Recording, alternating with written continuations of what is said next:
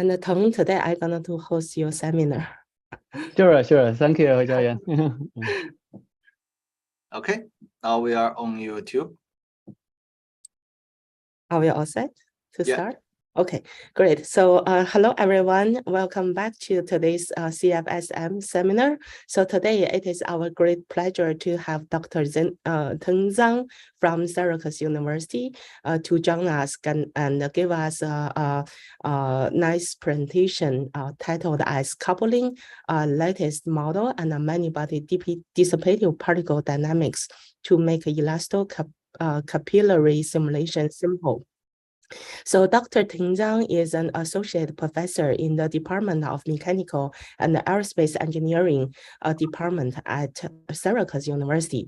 Prior joining Syracuse, he was a postdoc associate in the Department of Mechanical Engineering at MIT, and he also received his a PhD degree from Brown University and his bachelor and a master degree from Dalian University of Technology in China.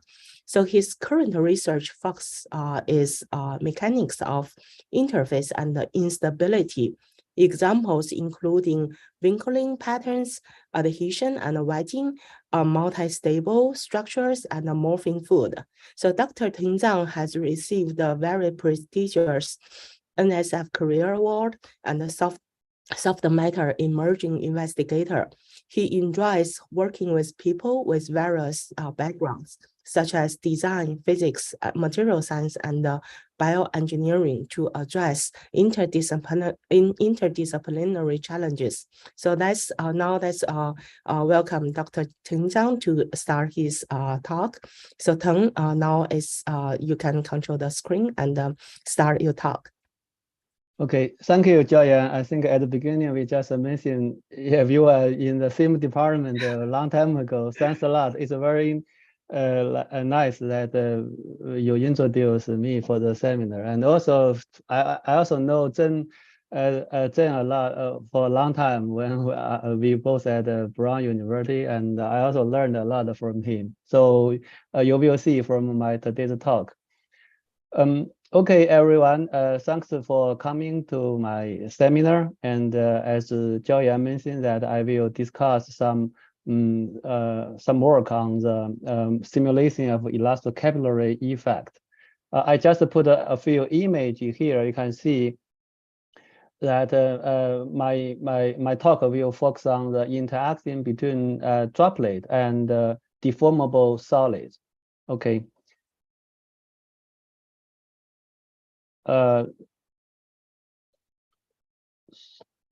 Here is the outline of my talk. I will give an overview of my research group and also motivation of the project. And then I will review existing study on the elastocapillary effect. And also I will introduce MDBD and the Lattice model. Then I will give some example how can we use the method to simulate various behavior. At the end, I will discuss the future study and also make a summary of my research project.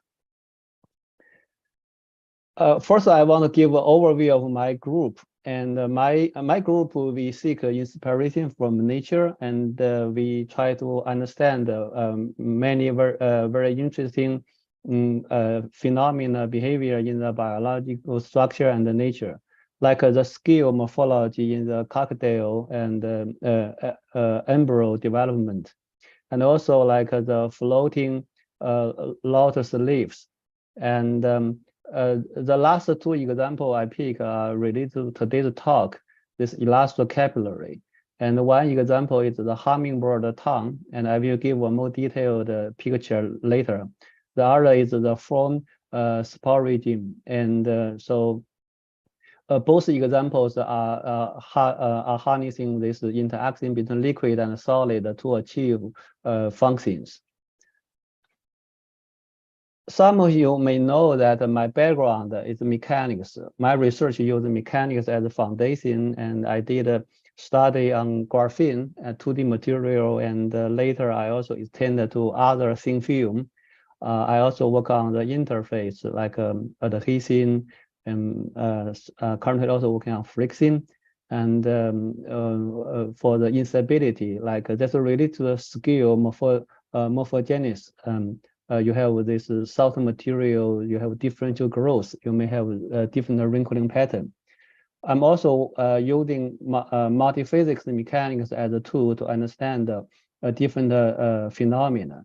This multiphysics mechanics include the examples include gel swelling and also magnetoelastic coupling.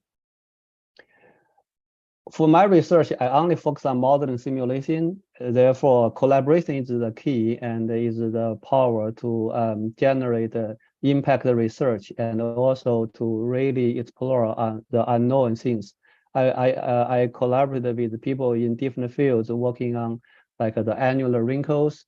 And if you put this annular onto a water surface, because the surface, you can also design surface tension difference for the inner and outer annular edge. And then you will form very interesting wrinkling behavior because the geometry and also the energy minimization. I'm also working on the reconfigurable structure. You have multi-stable configuration. Then you can use active force, like a magnetic force, to change the configuration to achieve functions. And similarly, and many people are using magnetic material to design robot. And my group also are doing some research on simulate the magnetic-driven robot crawling, rolling. Last example I wanted to show is the morphing food. We collaborated with a designer and to study how to make the food change shape during cooking. We hope that this can generate some new design of food, and then we can one application is that you can make your food at the flat state, and then you can see that you will save a lot of packaging space. Currently, if you buy a pack of pastas in 3D, and actually the volume is very large, but you do not have a lot of weight. Many are vacuum. But if you make they flat, then you can add more pasta in the same packaging space. Okay, that's the overview research of my group. I gave some representative study. As you also can see that my background is mostly about the solid mechanics. And I'm very interested in this elastocapillary because I think many biological structure like this example, hummingbird, and they indeed use both liquid and solid. And so for me, I also see there is a gap that people working in this field, the elastocapillary, probably I will go to the next slide, and we can have more roomed in picture. This hummingbird tongue, and if you look at the microstructure, and they are not a smooth structure. So they design this very complex shape, and they use this interaction, the structure interacting with the liquid to trap liquid. It's unlike we drink like a beverage, like a coffee. We use straw and we use the pressure to suck the liquid. For the bird, for many small insect animals, they cannot generate this kind of pressure difference. And also the capillary, so the capillary suction effect is also not large enough.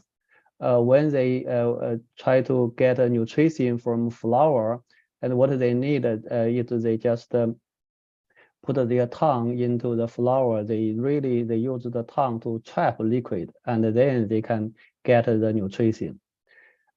Now you can see that this is a very good example that you have a very large deformation, like the tongue. You can rotate, you can like extend, and also the microstructure of the surface will help you, will help the bird to trap the liquid. Then we can see that if we can understand this for the biological structure, we may be able to design some very interesting engineering structure for some application. For here, you can see that this is a very interesting behavior, and I also noticed that this is just my understanding. I think some audience in the in this seminar may know better than me. My general feeling is that this kind of problem require knowledge from like a liquid, fluid, solid, and maybe also interface biology. So it's highly interdisciplinary. Currently, I feel that most people working on this kind of problem are in the physics or in fluid. For the solid mechanics people, I don't find too many working on this. Therefore, I see a gap that predicts can contribute to this field, and that's why that I wanted to like broaden my research not only on solid mechanics but also the coupling between fluid and solid. Okay. Therefore, you can see that maybe some of my understanding may be very naive in the field because it's also new to me, and I also wanted to just using this opportunity to share my thoughts with everybody. If you know some interesting work, and you just feel free to let me know. I'm very happy to discuss. This behavior is not only for hummingbird. If you check that for the butterfly, for the honeybee, they are doing similar. Actually, the butterfly tongue, and they will form like a coil in the butterfly mouth. And once they wanted to like suck some nutrition, the butterfly tongue can become the real length of a butterfly tongue is very large. So that's a very interesting structure. And also that's related to not only pure mechanics and also control, that you have maybe muscle, maybe some other like a passive, like a pressure or like a microstructure design to control the curvature of your tongue. And then there are also microstructure on the tongue surface. And the working mechanism is similar, that they will use this to trap liquid and bring the liquid into their mouth. Okay. There are also other examples, like the bed feather will may collapse, like due to the oil droplet or maybe some water droplet. In general, they are designed to waterproof, that the water droplet will be easy to slide down. There is no collapse. Otherwise, that may influence their like normal function, like swimming, flying. But for oil, maybe that the oil may have different property than water, and oil may cause the collapse of this feather. That can induce a very serious problem for the bird. The other one is I just mentioned that this like a seed capsule, and they use this. So there are microstructure. And also inside the microchannel there are the liquid. And during the like hard time, the liquid will evaporate, and then this bag part will try to like bend towards to the left. There will generate a positive pressure to induce cavitation. Once the cavitation happens in the liquid, it will generate a shock wave, and then to make the back structure like so quickly deform towards the right, and this will generate a large moment to eject this seed, and this will help this plant to maximally like distribute their seeds to increase their chance for the next generation.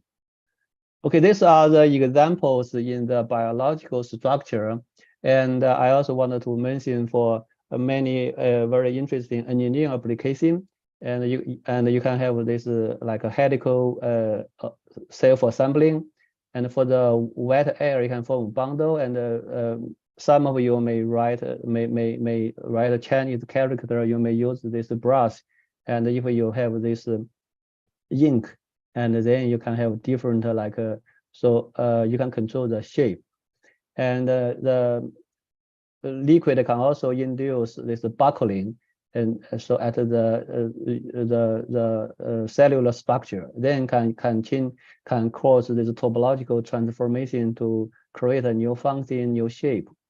Also, there are other examples for this elastocapillary coupling. There people people already discussed the capillary origami. There's a droplet that can deform thin film, and they can form different shape. And because of the elastic deformation, the two plates can also can also control the droplet transport. And some recent study also show that if you make a very soft tip on like a pillar array of this structure, usually people design pillar array to achieve superhydrophobic, but there are some like stability issue. If your pressure is too large, and the liquid will be pushed into the gap, therefore the contact state will change, and then you will lose this superhydrophobic property.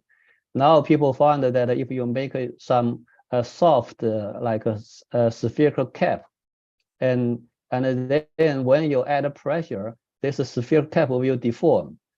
This deformed spherical cap effectively increases your pillar radius. Then it increases the stability under pressure. These are some examples that elastocapillary coupling can be very important in many engineering structure. Next one, I wanted to review some existing methods, and mostly I will focus on the simulation. There are also a lot of study on the theoretical side. You may use some energy minimization, some analytical solution, combine some numerical simulation. For here, I focus on the simulation technique. Again, I think this is also a very large field. I only choose a few study. Definitely, I think I will miss some. And this is just some papers I read recently. People for this problem in general, you can see that for the contact, the challenging mostly because the interface is not a fixed interface. It's a dynamically evolving. It's like the bottom, like dynamically tracking contact line is a very good example to show that you need to have some method to track the contact interface between liquid and solid. People may choose like a phase field, like the top field, the top three method, and you can use the phase field to simulate the liquid, and people may use like a finite element or Lattice Boltzmann to simulate the liquid, but you have multi-phase model, and you can also use people also even use phase field to simulate a solid. The other one is like you can directly trap the interface, as I just mentioned, and also the other category is like you can use the particle method to simulate the liquid. I think this like seems simpler that because the interface is automatically tracked, like this people use SPH method. Definitely for the molecular dynamics simulation, and you have this water like a potential, you can directly simulate the water at a nanoscale. But in general, like for the molecular dynamics, and that is all the interacting is in the nanoscale, and continual model will not be directly applied or may need a modifier.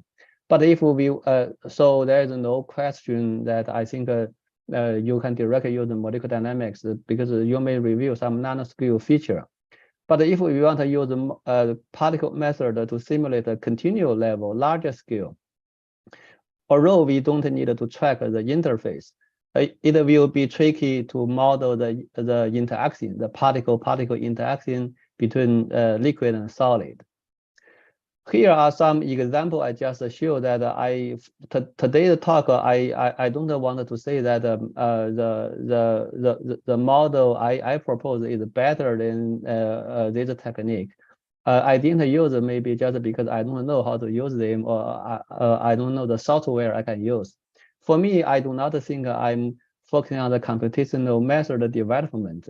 I'm more focusing on using numerical tools to study some interesting behavior. Therefore, that I wanted to have a simpler method, and also I can use based on my existing knowledge, and also the method maybe also is easier to share with other people. Okay, that's my motivation that why I choose MDBD, and also that is one reason I will mention that is also because of LAMPS, and I use LAMPS for my graphene study. Then I know LAMPS is very powerful and has many methods. Therefore, I want to develop some simulation tools around the LAMPS to study some non-trivial problem. And MDBD already in LAMPS, as also thanks Dr. Zhen Li for this, and he implemented the method in the LAMPS package. Here I give a very quick review of MDBD. I think many of you know better than me, and I think this may be the first paper, and Professor Warren talked about this many-body dissipative particle dynamics. And the governing equation is Newton's second law, and you have a conservative force, dissipative force, and also random force. I think the many-body dissipative particle dynamics include a density-dependent interaction, and also has this attractive force and the repulsive force in the defined by the coefficient A and B. Therefore, you can define the surface tension and with a single particle.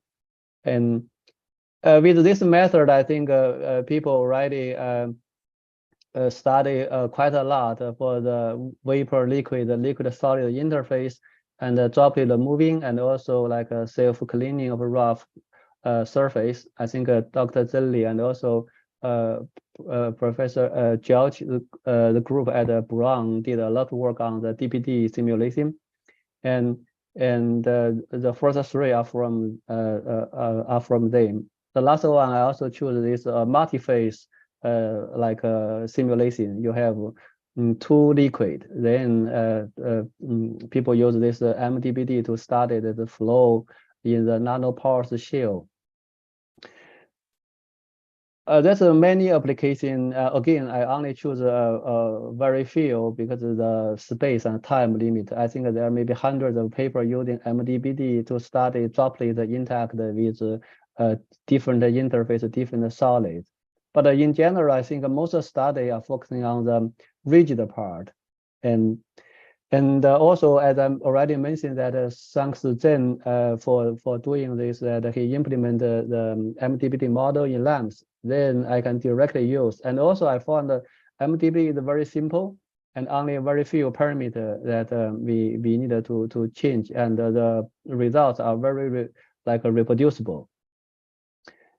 The next one that as I mentioned, that we already have many good model in LAMPS, like MD model. This called this LGL liquid. Maybe also have this bonded LGL liquid, and also MDBD. And then you can see that if we want to harness this function of LAMPS, we wanted to have some model for solids in LAMPS. Okay, the Lattice model is not new. People have been using Lattice model for quite a long time, and for here I didn't cite too many reference. And here I want to say that there are a lot of people working on this field, and what I did is that previously people usually you can think of the lattice as some truss, a beam structure, and then you're using this effective representative volume element, RVE, or similar technique. You can define you can derive the effective continuum like a mechanical property, like a Young's modulus boson ratio, from this your lattice like architecture and also your lattice stiffness coefficient. What I did is that I started from the continuum model from new hooking, and then I just using finite element to calculate the student energy. That I found that for this so for this new hooking model, and yeah, the new hooking model, I think I should write the energy. For now, I directly give you the discrete energy, but yeah, I will try to see whether I can find that later. The general conclusion that for the new hooking model, the energy can be divided into two parts. One will be the lattice spring, the other is the volume part. And using this one, that we can like very easily implement this in lamps. I also want to say that this idea is like not very not totally new either. Professor Anna Balazans from Pittsburgh and their group developed many like a lattice model, lattice spring network for gel. They use a similar idea, and but in general, I feel that they mostly focusing on the regular lattice. I think if I wanted to say that my small contribution is that I extended this to irregular lattice, and then I show that for arbitrary shape, you can still use the same concept of lattice spring, but you need to recompute the lattice spring, and then you can just get the same accuracy as the finite element.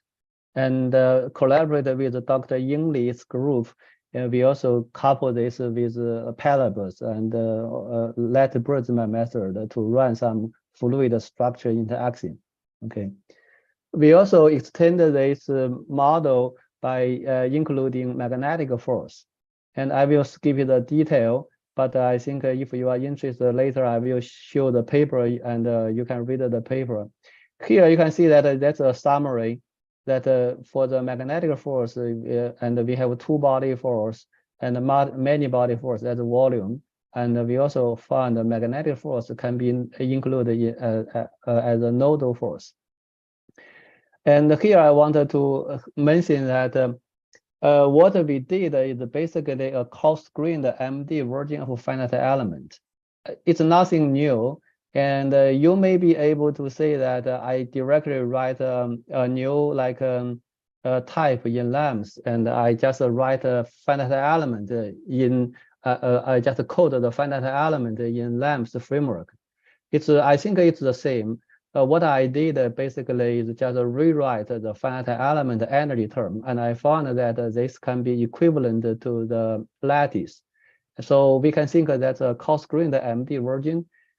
I think there's some advantage that for this kind of description, maybe it's easier to be understood by people from like non-mechanical engineer, or like people are not familiar with the finite element nor continuum mechanics, like maybe polymer physics. I just give some example. Maybe people in the polymer physics, they are also very good at the finite element. But in general, I think once we rewrite this, now you can see that, and this is in the same framework of coarse-grained MD.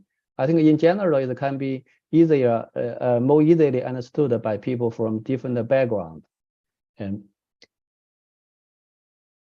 And we also show that this lattice like format can also be applied to polygon, not only like rectangular or like a triangle or like a conventional finite element.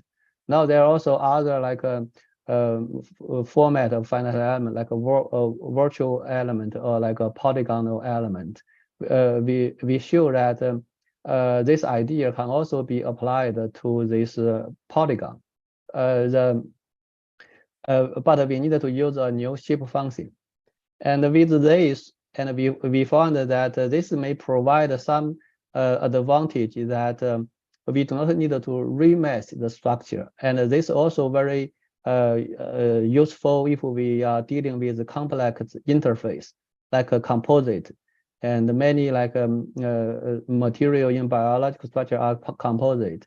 And also like people may use like a scan or other like image to first check the microstructure. Then we are thinking that we may be able to establish a pipeline that we can read the image and find the segmentation, then identify the boundary. And we put all the information on a fixed background mesh. There is no remasking.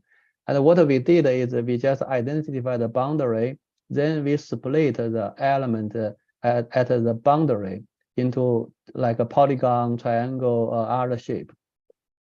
Since we have this polygon lattice, then you can see that we only need to do a very minimum modification of the geometry, and we can capture the exact boundary interface. And we show that for this example, we show that the tension shear deformation and also with soft including and hard including. And the overall deformation is from our code. And so you'll see this this red, this boundary, and for the outer boundary and also for the boundary of each including. This boundary are calculated from abacus using the high order finite element. Now you can see that our model can have very good agreement with this finite element simulation. For that one, you need in general you need to have a more complicated mesh. But for our case, that you only need to remesh near the interface. Okay. Okay, I think for the first part, I just go through that the motivation and also that why I choose the lamps. Then that if I want to use the lamps, I need to develop some like a better solid model.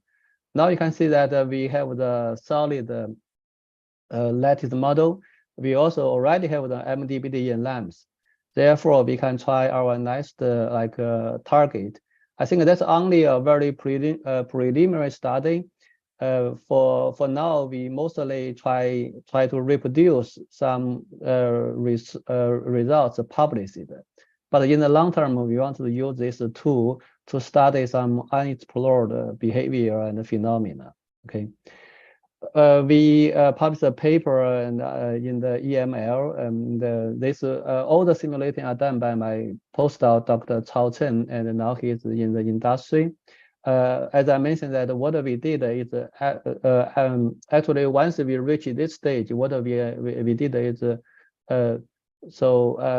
technically it's pretty straightforward, simple. But I think for the detail, it really takes time to tune the parameter to identify the condition. So what we did is just we couple this MDPD for the liquid and with the lattice model for solid, and to see whether we can get a good model for the elastocapillary coupling. Okay.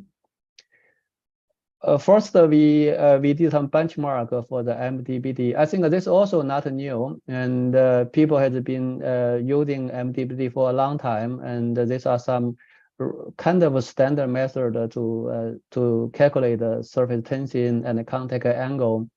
But now in our paper, to be consistent, self-contained, we also report this. For this, I wanted to mention that for the boundary condition, we use a higher density for the solid, and we also include the solid in the liquid like a force calculation. This higher density of solid prevent the liquid particle penetration. Therefore, you can see that for the contact angle, there will be a curve and as a function of your liquid solid interaction, like attraction strength. I think this one for our current study will depend on the mesh size you use for your solid. I think it's something we wanted to do better in the future. Okay, the next example for is the capillary origami. People had been doing experiments and many other like theoretical and also some numerical simulation. The general like a picture is that if you put a droplet in contact with a thin solid film, there will be some like energy minimization process. Here we neglect the dynamic process. In general, your surface energy is proportional to your surface tension times your area. Your bending energy, your bending stiffness times curvature times area. And then we will get a critical so we will get a length scale, and that will be defined by the square root EI divided by gamma. If this is large and the droplet can deform your thin film, then they can form the capillary origami structure. Here, I also want to mention that the gravity is neglected in this estimation. If your droplet is too large, there will be some like gravity issue, and therefore you can have some like size limitation. Then I will show our simulation that we try to reproduce these results. And I think for the bottom left bottom one is larger. The simulation is like take longer, and this is a simulated movie. Here we also summarize the key process. Usually we have a larger droplet, and that will make sure that you can the droplet will deform the seat. That's also similar in the experiments. They put a larger droplet, then they remove water. Once you remove water and at a critical state, you can have a closed state. Here, we didn't discuss in detail in the paper that for the closed state, that we also include some MDPD pair interaction between the solid. Then you can see that the solid will have some adhesion. The structure can hold the shape. That's also the case in the real experiments. For very small structure, the adhesion interaction may be able to form some closed shape. People have been proposing this as a method to manufacturing some like closed encapsulated structure. And I think the MDPD can be potentially included in solid as well to model adhesion, and that can be something interesting to explore. The next one I wanted to discuss is elastocapillary collapse. For the capillary origami, and we didn't try to quantify the results, but in general, I think the results agree quite well with the experiments and their scaling analysis. To more quantitatively compare this simulation and the theoretical study, we choose another example, is elastocapillary collapse of two beams. The problem is that if you have two elastic beams, you put a droplet between them, and due to this adhesion and also Laplacian pressure, there will be deformation in the beam. And at some condition, you will see that the two beams will close, very close to contact with each other, and that will be defined as a collapse. This problem has been studied by previous researchers, and here we mostly borrow their analysis. So the analysis is not new. That here I just highlight the analysis that to solve the deformation like the delta max, what's the maximum deflection of the beam? This problem we can assume is symmetry. The maximum deflection will be at the center. And we can choose a free body diagram. For here, our free body diagram is drawn in the undeformed state. There will be pressure and also line tension and also bending moment. We can form two equations: the pressure and also this the delta H, the deflection. And here you can see that this is also a very good example to demonstrate the moving boundary. The H is the contact length between the droplet and the beam. This is a variable, and this makes the analysis and the simulation challenging. And this equation, you can see that we have this equation, and we can solve the delta max. Now you can see that for this equation, our pressure and the delta H are two variables. Now we have two equations. Therefore, we can solve the two unknowns. Here, the two equations are also quite nonlinear, and we found multiple solutions. And this is something new. We believe we found the equations are not new. That the collapse condition is that if your maximum deflection is very close to your half width, that means the two beams closer to contact with each other. Therefore, we define that it's a collapsed state. First, we presented this phase diagram. We solve this two nonlinear equation. We found two solutions. The blue one, there are two solutions. So there are one type of solution. We also found that there's this orange line. There's another solution. Okay, then we wanted to see that whether we can run simulation to compare. And actually, we already added the simulation star to the phase diagram. Our simulation indeed can capture both branches. And here there's some dimensionless variable. V is the volume of the droplet. L is the outer plane thickness. W square is like this. The initial W is the initial half width. This LW square is a kind of a volume, and then there is normalized volume, droplet volume. For our simulation that we found that from the theoretical analysis, we found two scenarios. One is that one is that when your normalized volume is large, there will be collapse, and there is another scenario is when your volume is not very large, and there will be two states. Then you can see that that's a bistable structure. That one is uncollapsed state, the other is collapsed, and there will be energy barrier between the two states.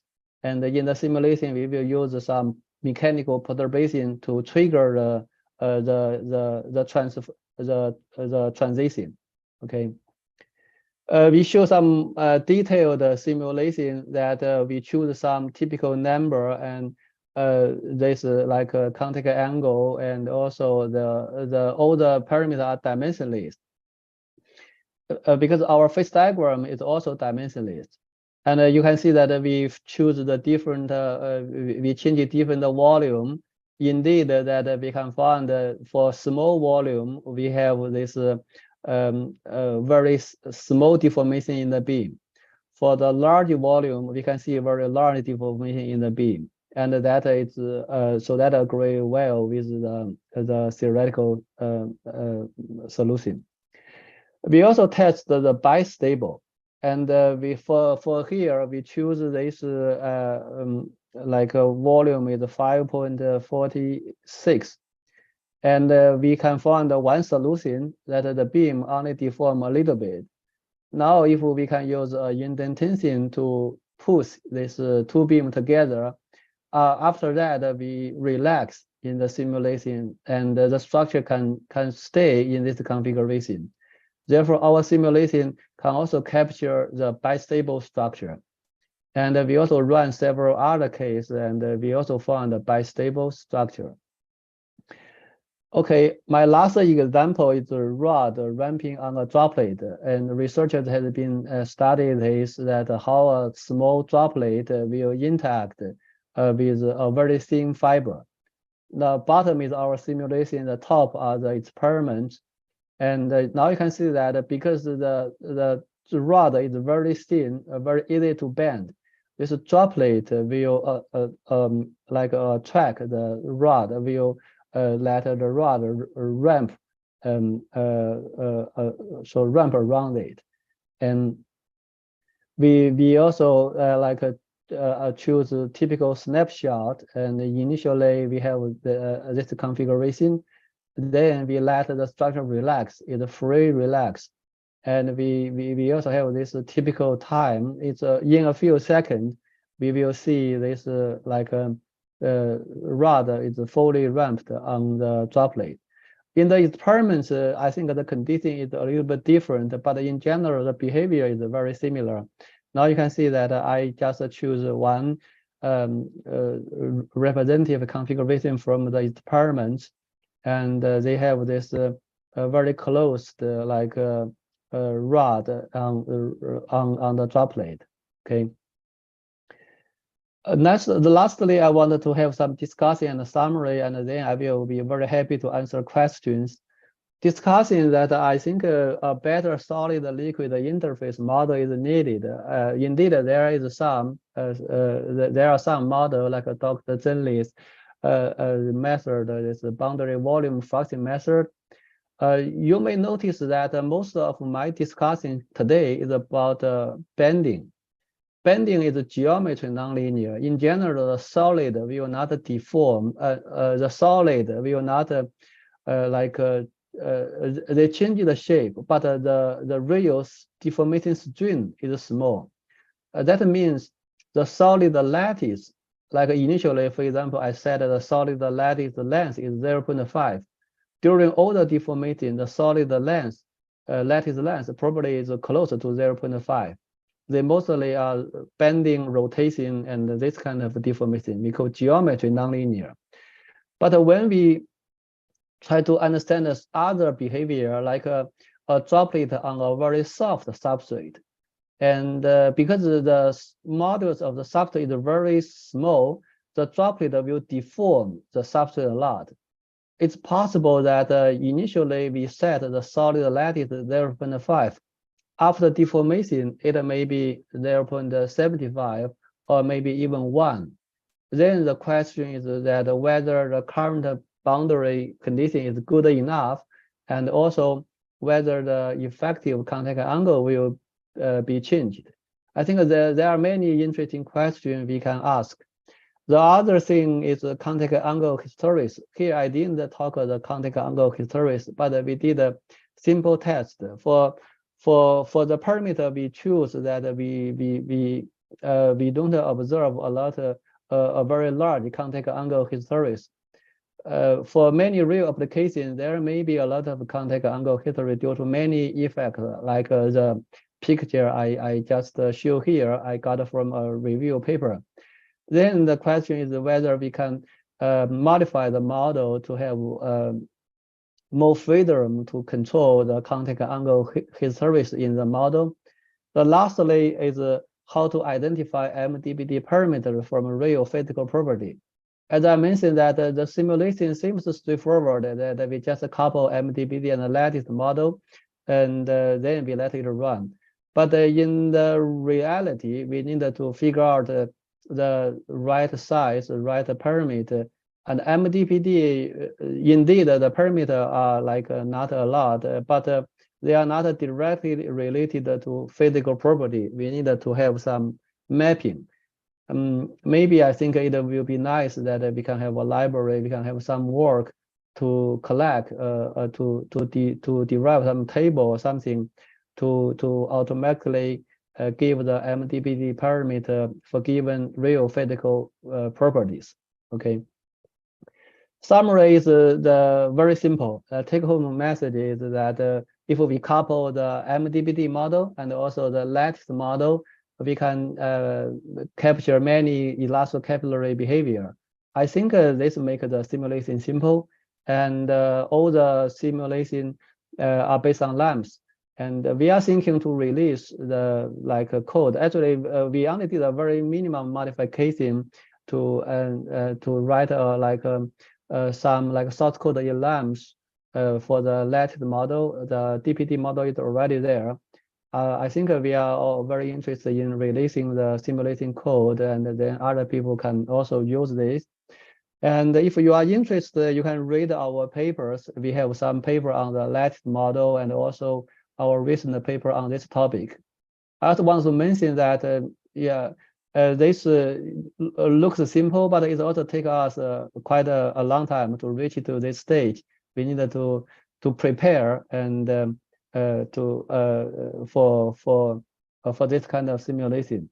So lastly, I think as I highlighted at the beginning, there are more exciting problems we can study using this platform. As I mentioned that my focus is not about a computation method. I indeed try to modify some method to make it simple, but in general, I'm more interested in this unsolved behavior, like a very nonlinear multiphase coupling. And so I hope that in future I can work on this. I'm also very happy to talk potential collaboration with many of you. Lastly, is acknowledge for my group member, and Dr. Cao Chen did all the simulation for the Elastocapillary. I also have two former students, Junbo Chen and Di Liu. They did some work on the Lattice model. And for the fluid structure in the axon, we collaborated with Dr. Ying Li and Dr. Huilin Ye. Then as funding and support. And thank you. And lastly, the reference, I found I include too many references in a talk, but indeed, this is a very large field. It's interdisciplinary. And I cite a paper from fluid physics, material science, solid. So I think there are a lot of opportunity we can work on this. Okay, thank you. I will go to this page, and I'm happy to answer questions. Thank you. Yeah, thank you very much, Teng, for the very interesting talk, showing a lot of interesting phenomena and really pointing out the very promising future direction to couple the lattice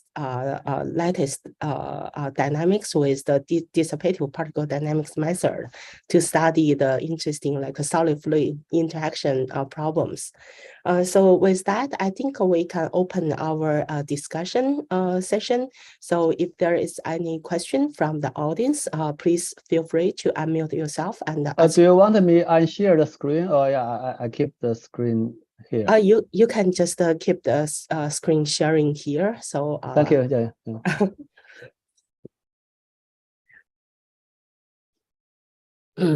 Any question from the audience? Chen, I have a question about the bistable the membrane induced by the capillary force. So you mentioned that you have the stage 1. If you do the perturbation, the membrane will bend to another state. I'm wondering if this process is reversible or not.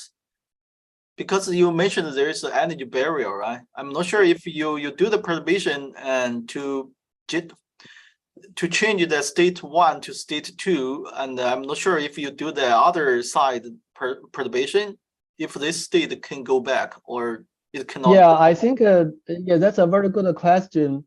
It's like I think we didn't try, and the tricky part is that.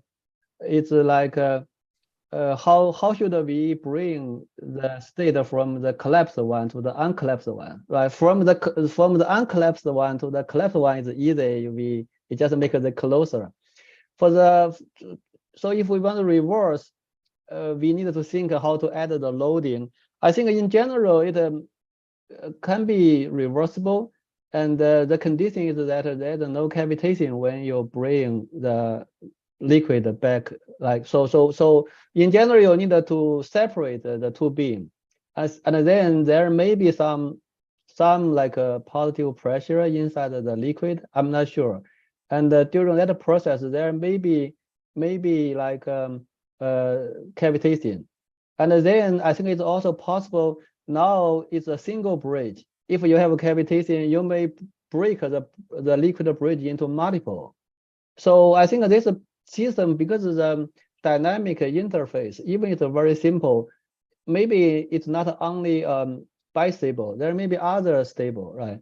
So if you have the same volume, you divide the liquid into two bridges. I don't know whether it will merge into one or not. Maybe or may not. There may be multiple solutions. Okay. So if I understand correctly, this case is not bistable. This is the left hand side is the semi-stable, and the right hand side state is the collapsed one is the stable stage, right? No, I don't know. I think I need to check. I think both are stable. Okay. The like a metastable that, so I think you already mentioned, depends on whether you have energy barrier or not. Like if we only have a small perturbation, like in the simulation, and also we discussed before, this MDPD you have a random force because we didn't change the parameter too much.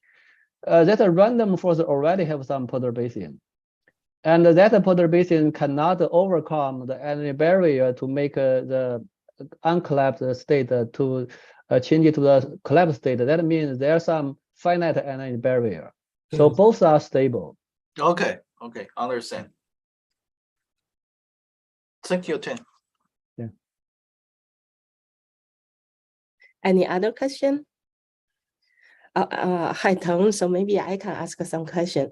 So you mentioned that you couple the magnetic field into the forcing term of your lattice method. Would you mind to go back to that slide? Yeah.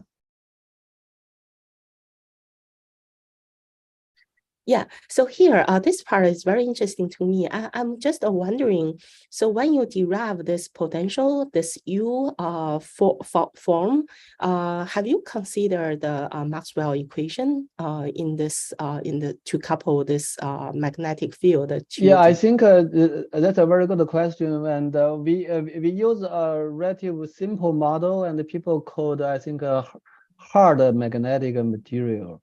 It's that it's like already assume some like a linear relationship between your like a magnetic field and the H field.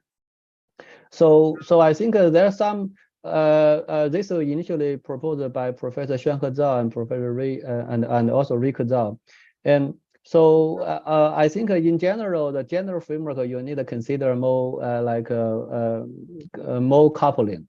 But now it's a relative simplified case. Oh, I think, yeah, that's only for the simplified case we can make this as a body force. Okay, so this is more like a decoupled, like it's weakly coupled. It's weakly like coupled.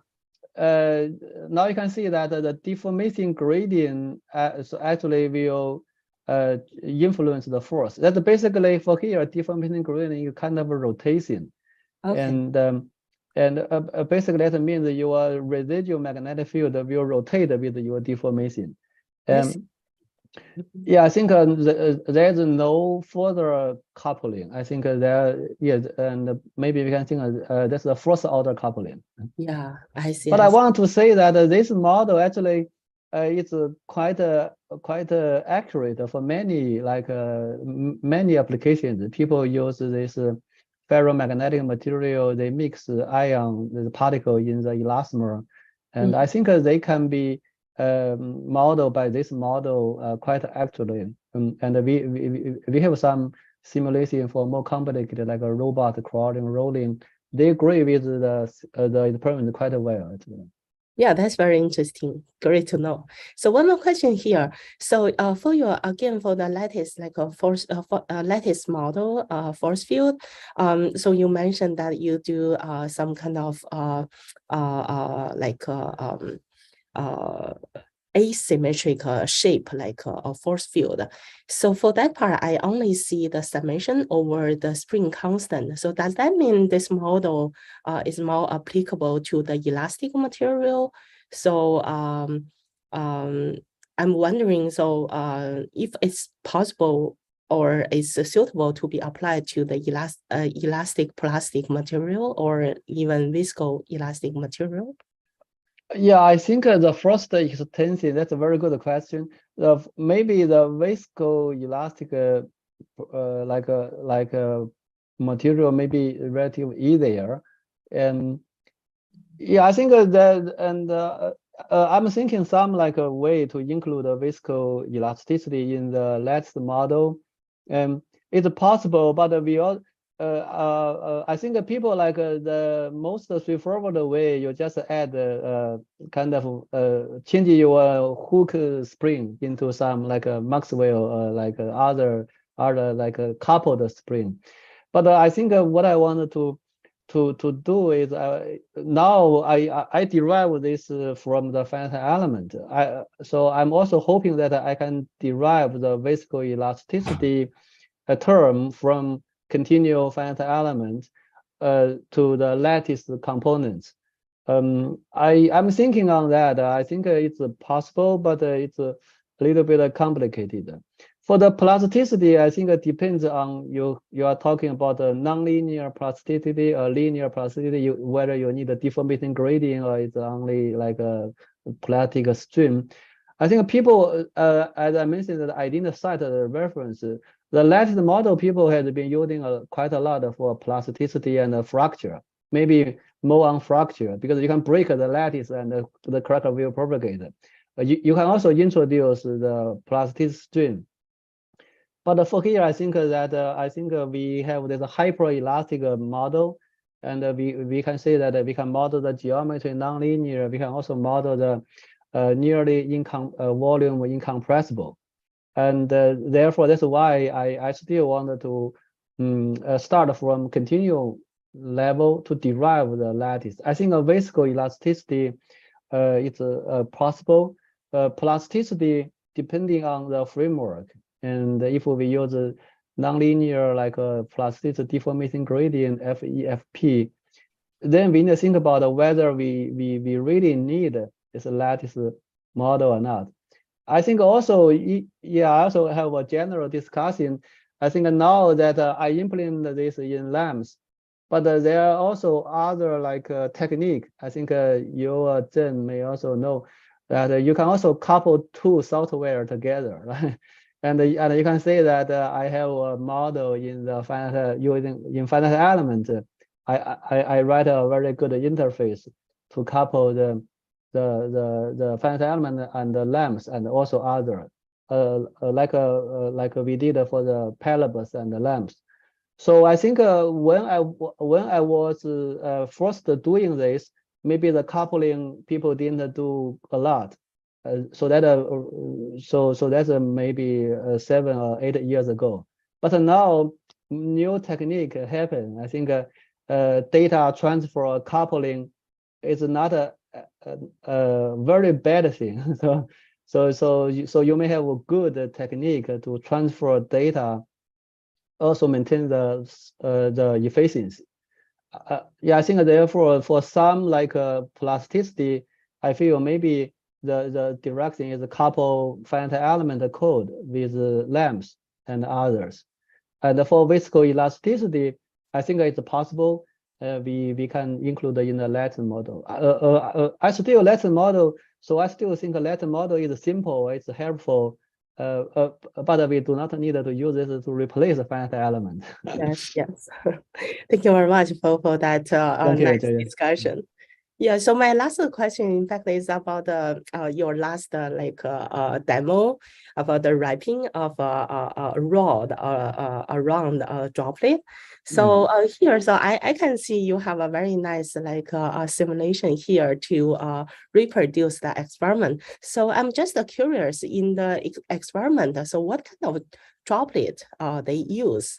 And what kind of rod? Is it a wire, like a metal wire, or is it I think, yeah, that's a very good question. That in general, they use elastomer polymer wire, but some polymer can be very stiff, like the models can be megapascal. I think some maybe PS, like PS elastomer. Like some maybe like for other elastomer you can have a softer one. For this experiments, I think they have two types of experiments. Maybe it's easier that you immerse oil droplet in a water, and then you can eliminate the gravity effect. So you can bring a rod close to the oil droplet. Then the droplet will like try to attract the rod. I think for here the key is very thin. The rod diameter is about 10 to 20 micrometer. Yeah, that's a great detail to know. Thank you very much for the further information. So any other question from the audience?